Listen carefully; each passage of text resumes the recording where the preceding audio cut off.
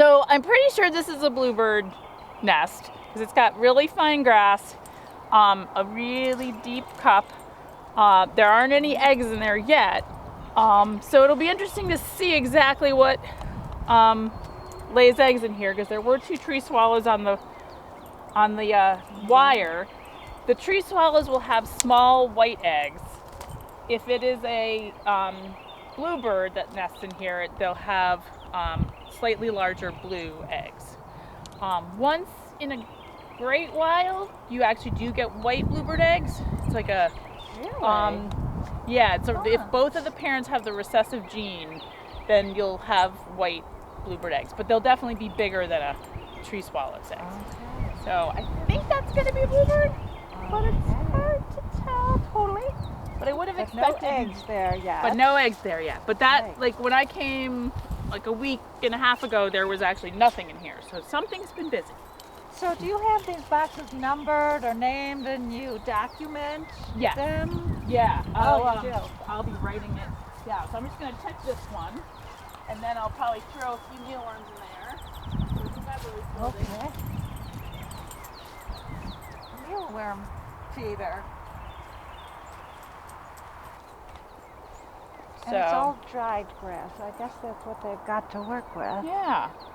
So probably not going to go much farther, but you never know. I see this box has been used before. Oh yeah. Oh, Yep.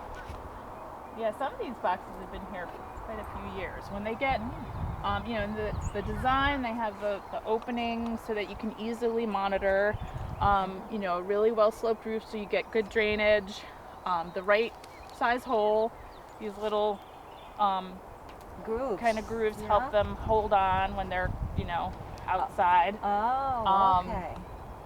They're made out of cedar, so it helps repel insects. Ah. So yeah. So every They part have- of it yeah. is designed for a specific reason. Yeah, they have the ventilation at the top so that, because in the heat of the summer, it'll get pretty warm in there. Yeah. So you need a little ventilation for that. There's a couple little ventilation holes down here too. And they mature so quickly. They do. Wow. Yeah, they fledge basically 15 to 18 days after they hatch. Wow. And then we clean the boxes out, and the pair could start right over again. Right? Yep, they'll build another nest. They don't generally build it on top of the old one, so we clean the boxes out completely, and they'll build a whole complete another nest. Oh, they will clean it out. Well, we you clean do? it out. They might clean a little bit of it out, but we generally clean it out. Yeah. And then they'll just start again. Exactly, and mites, other and they, the chicks can be pretty messy, so it gets kind of yucky in there. Yeah. And then they'll build another one and start again, and then again they can do it even a third time. Wow. Yeah, Four it's broods pretty a neat. season. I know. And about how many eggs in a nest? 5 maybe? Usually 5 is the typical clutch. It's possible that some of them won't hatch, some of them are not fertile or won't develop, but usually you see 5. Once in a great while you see 6. We call that a 6-pack. And that's unusual, but there are once in a while they end up with 6. Yeah. And we've had them hatch and fledge all 6 chicks in certain nests. So it gets pretty crowded in there by the end. Yes, yes. We should put Yes, some we're gonna little put some worms mealworms in there there. for them, right? You never know. Just throw a few in the cup. And these are live mealworms, Yep, right? they are. They're probably a little sleepy right now. Oh, and they'll probably be a little cold, slow. And I guess the holes you make sure are small enough so that they don't drop through. They can't really drop Right. through. All right. There you go. Yeah, so this is one they definitely like to reuse the pine needles. Oh, yes, pine needle. And then here are the eggs.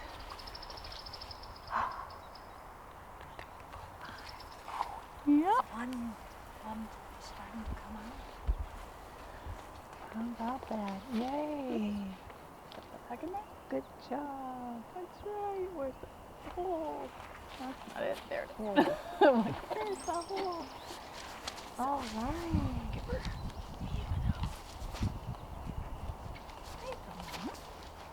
Thank you for letting us look. That's a little gratuity for you.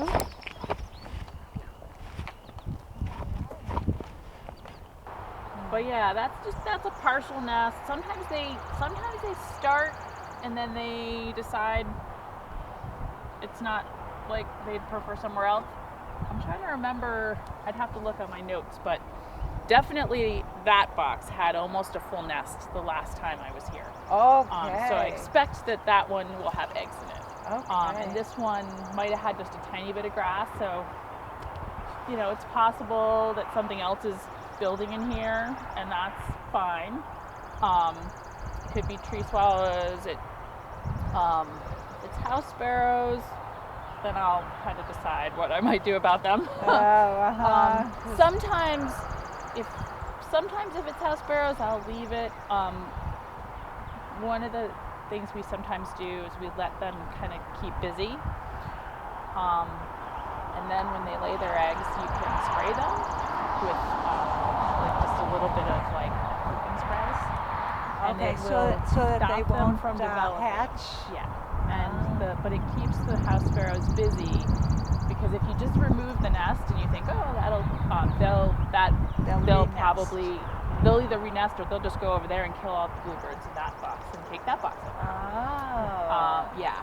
So there's a balance with trying to make sure that you don't end up upsetting the house sparrows too much where they get fed. Right.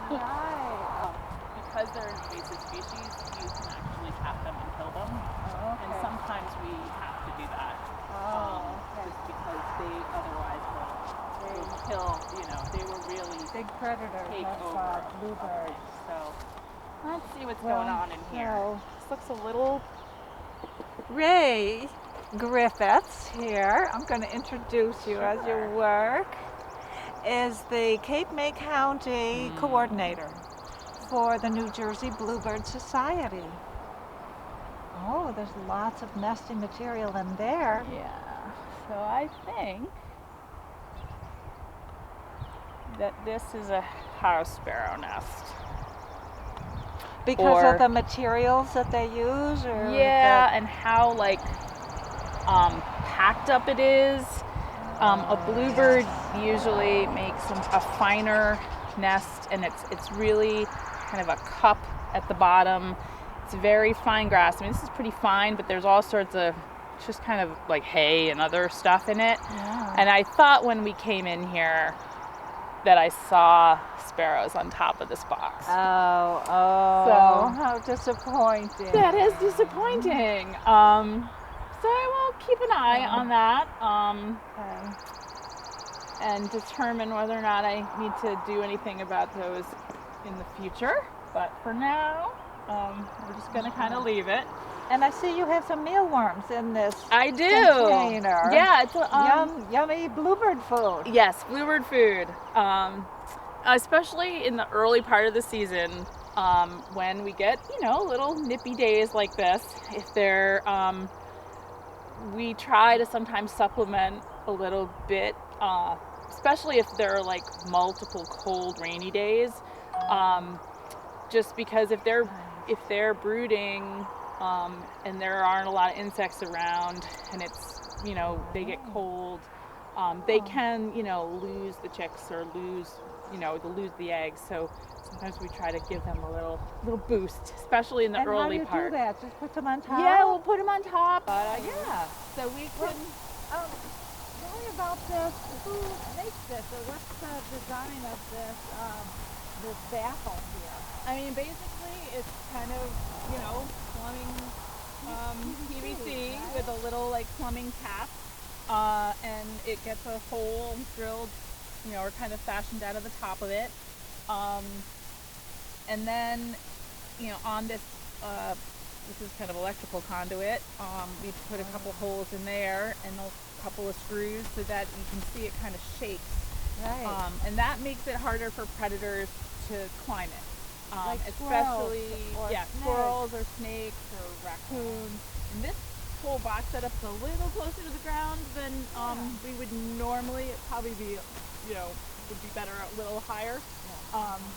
But still, like, that shaking makes it hard for a snake to kind of grab onto that. And then, if we get really serious or we actually do end up in a situation where the snakes are a real problem, you can kind of grease this with a little bit of, like, turtle wax or whatever that you put on a car, and that makes it really hard for them to grab on. And they have a really hard time.